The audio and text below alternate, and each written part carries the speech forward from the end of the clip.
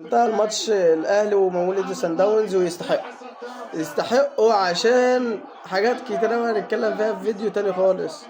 بس يعني يسلم ايه، انا عايز اقول يسلم ايه يا كولر بصراحه. يعني رئيس سان داونز هيديك مكافاه ليه خالص يعني، لانك انت قاعد برضو يعني.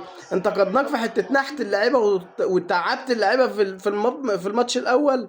جيت برضو عملت نفس السلبيه وعملت نفس الغلطه. ده انت ما بتفهمش خالص. يعني تبقى نهايتك كده معانا يعني بشكل غريب، يعني بعد البطولات اللي انت عملتها والشكل اللي انت عملته للاهلي وادائك اللي عمره هو الواحد مش هينساه بصراحه.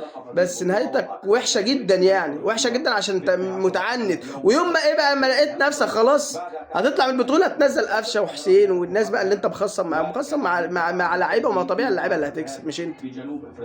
هارد لك للنادي الاهلي، وان شاء الله الجاي احسن باذن الله.